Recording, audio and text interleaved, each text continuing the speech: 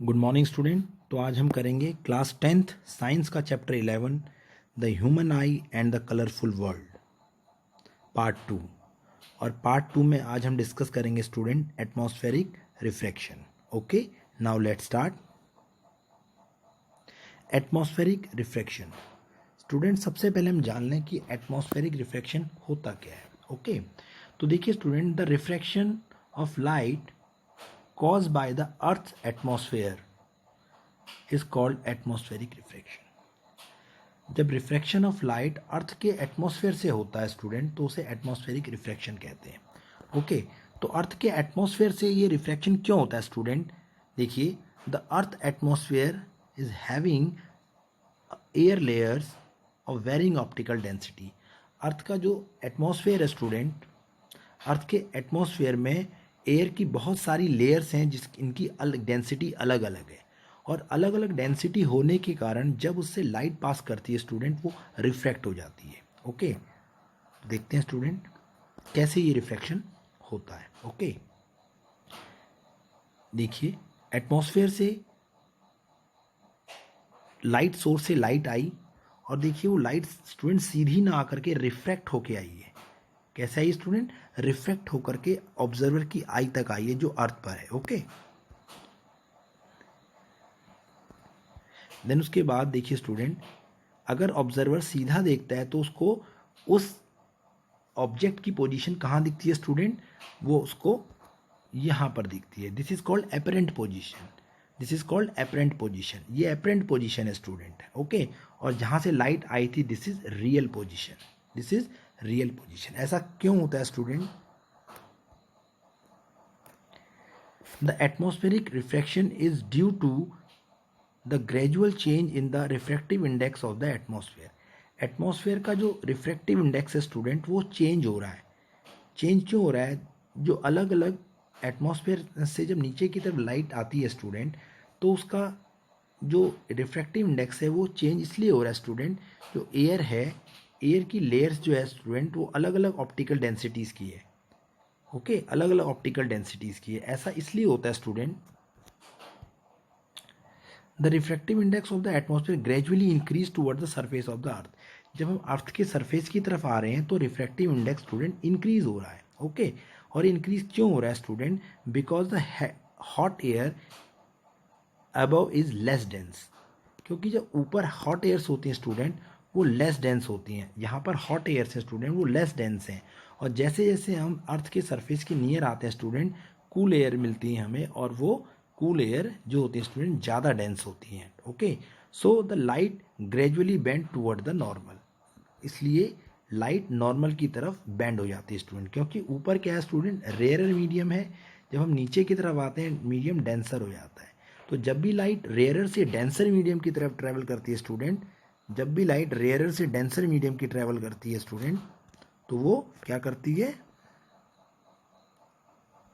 तो वो towards the normal हमेशा बेंड हो जाती है। ओके, तो hope you understand what is atmospheric refraction. Okay, the phenomena of refraction happens due to atmosphere. Why this refraction is happen due to atmosphere? Due to the varying layer of having air layer of varying optical density। जो atmosphere के अंदर years की जो layer है student, उन सभी air की जो लेयर की जो डेंसिटीज होती है वो अलग अलग होती है। अलग अलग डेंसिटी होने के कारण यहाँ पर रिफ्रैक्शन होता है। Okay, hope you understand. देखिए स्टूडेंट, इस स्लाइड में भी हम समझ सकते हैं, यहाँ स्टार से लाइट आती है, स्टार से लाइट आई देखिए, और ये टूवर्ड द नॉर्मल, क्योंकि यहाँ पर जो ये है स्टूडेंट एक रेयरर मीडियम, ये डेंसर मीडियम है। ओके, तो ये टूवर्ड्स द नॉर्मल मुड़ गई।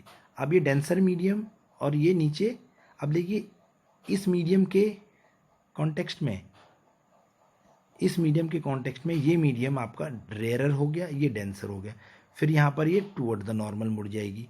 और जब एक्चुअली ऑब्जर्वर ने देखा स्ट्रेट लाइन में, तो इसको इसकी पोजीशन यहाँ दिखाई दी, इस ऑब्जेक्ट की पोजीशन यहाँ दिखाई दी। ओके ओके, तो देखिए रिफ्रैक्शन होने के कारण दो एक्चुअल पोजीशन थी वो हम नहीं देख पा रहे, हम एपरेंट पोजीशन को ही देख पा रहे हैं। ओके स्टूडेंट,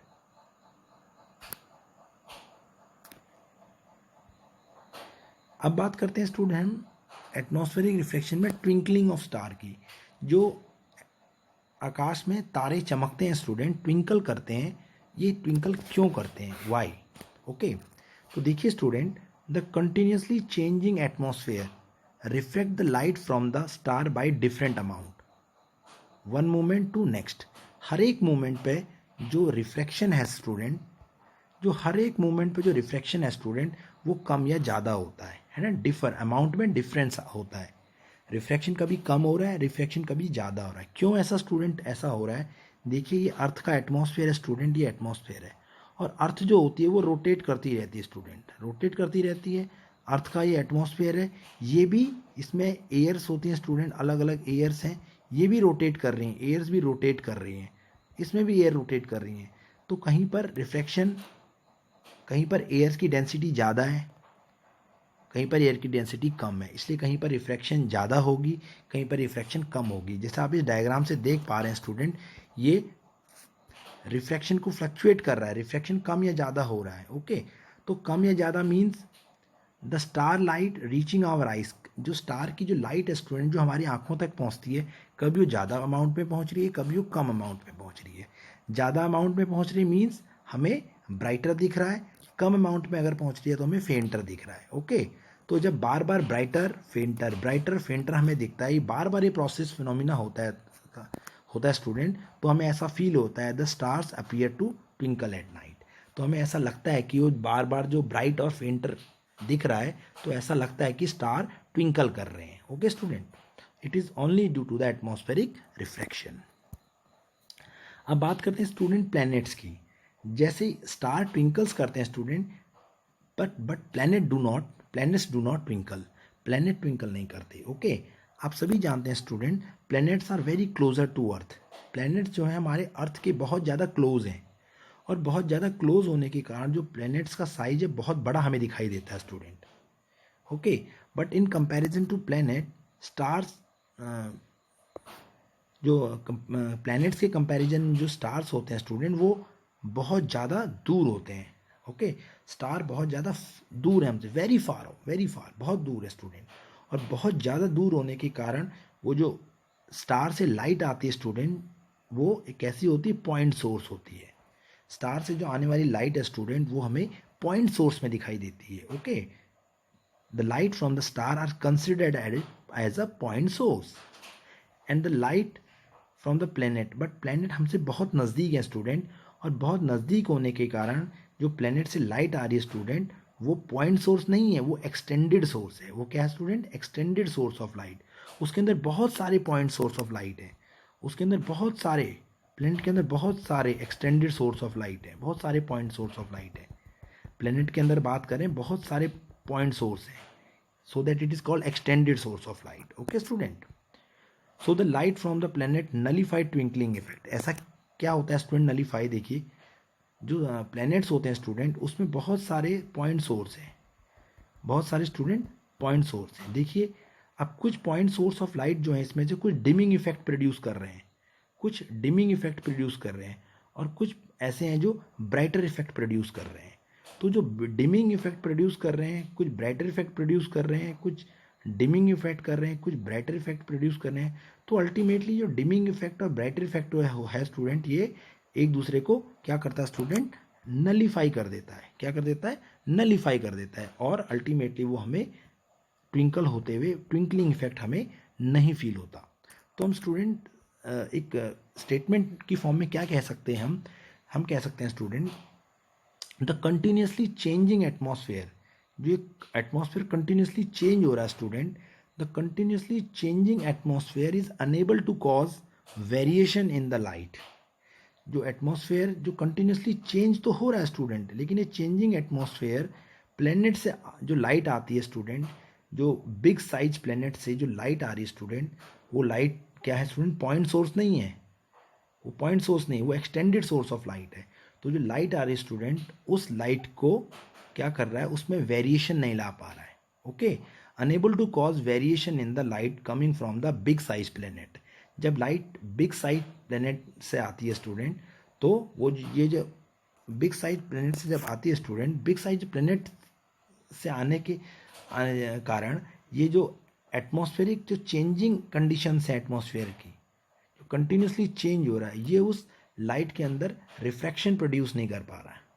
ओके, उसमें रिफ्रैक्शन नहीं हो पा रहा। Okay, because of which the planet does not twinkle. जब रिफ्रैक्शन नहीं हो पा रहा स्टूडेंट, तो वो रिफ्रैक्शन हो रहा है, इतना कम हो रहा है कि we can not, our eyes can not observe, can not identify, can not observe this refraction. Okay, तो जब रिफ्रैक्शन ही नहीं हो पा रहा, ऑब्जर्व नहीं हो पा रहा स्टूडेंट, तो हमें प्लैनेट ट्विंकल करते हुए नहीं दिखते, हमें प्लैनेट ट्विंकल करते हुए नहीं दिखते। So the planets are not twinkling, not twinkling, planets twinkle नहीं करते। ओके स्टूडेंट,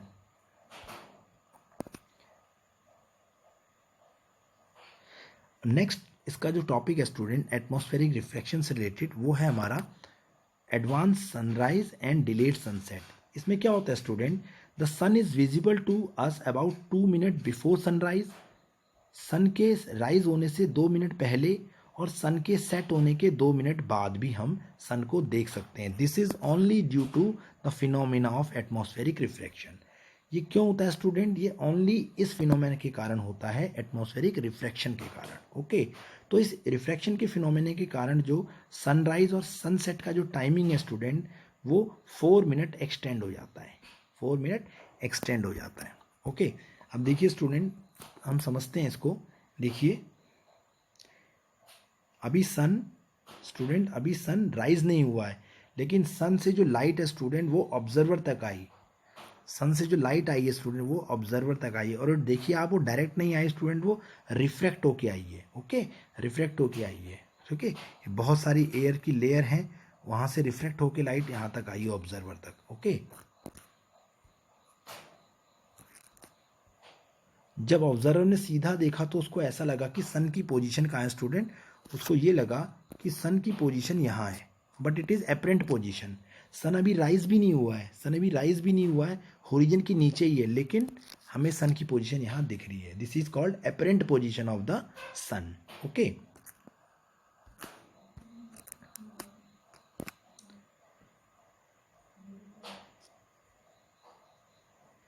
अब सन सेट हो चुका है स्टूडेंट, सेट होने के बाद भी होरिजन से उसकी लाइट जो है ऑब्जर्वर तक आ रही है स्टूडेंट। अब देखिए होरिजन से उसकी लाइट जो ऑब्जर्वर तक आती है, it is only due to refraction, क्योंकि यहाँ बहुत सारी जो लेयर्स हैं वहाँ से लाइट पास होके आ रही है। और इन सब की डेंसिटी क्या है स्टूडेंट, डेंसिटी क्या है, इनकी अलग अलग डेंसिटी है। ओके,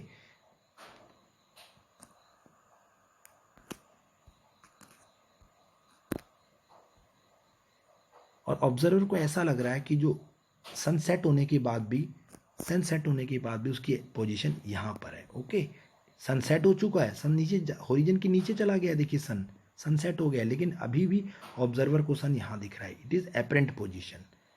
तो इस एटमॉस्फेरिक रिफ्रैक्शन जो फिनोमिना है स्टूडेंट, इस एटमॉस्फेरिक रिफ्रैक्शन के फिनोमिना के कारण जो सनराइज और सनसेट की टाइमिंग है स्टूडेंट, वो 4 मिनट एक्सटेंड हो जाती है। Okay, hope you understand all the concept of this atmospheric refraction. If you have any doubt regarding this atmospheric refraction, you can ask in the comment section. Okay student.